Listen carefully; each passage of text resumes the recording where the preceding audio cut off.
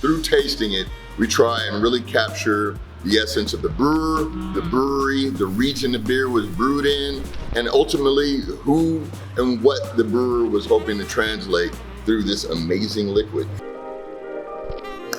Okay, everybody, we're gonna talk about probably one of the most vital things to the beer experience: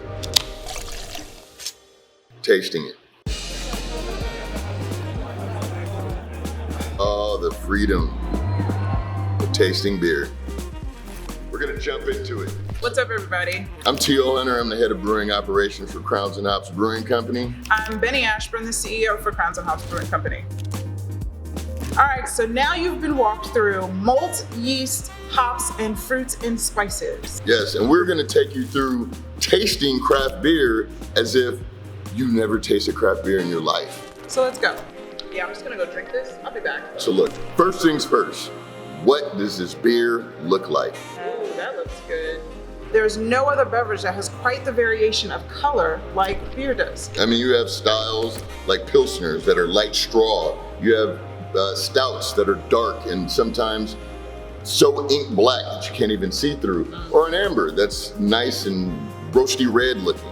Is it roasty red? Is that even a thing? I don't know. Also, you're looking at the head. And if the head is actually being retained, that's actually going to give us a lot of information about how the beer is made and if it was made well.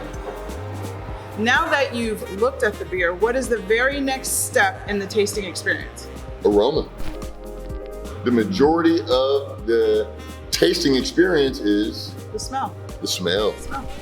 So what you want to do is you want to get some oxygen in there, and then you want to smell the beer. What are you picking up, Benny? I'm picking up hints of chocolate, Ooh. some hints of coffee, which are often found in most stouts. These are all things that come from the ingredients of the beer and almost bring you back to another place, which is a really special thing about craft beer. Speaking of beer, let me taste it.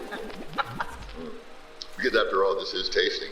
Oftentimes when I'm around beer drinkers, they often say things like mouthfeel. What exactly does that mean? What does the beer feel like when it's in your mouth? And that's going to be an indicator of a couple of things. Okay. One, what style of beer it is, if it's fizzy, if it's flat.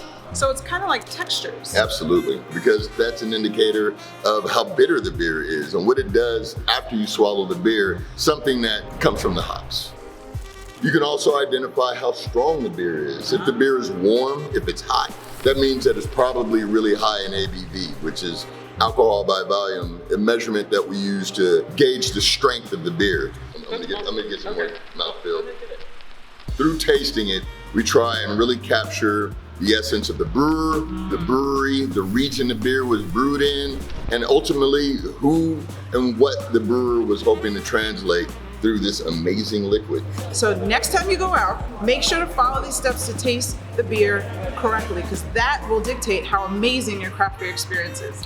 Look at the beer, inspect the beer, smell the beer, and put it in your mouth. Yay! Cheers, everybody. Cheers.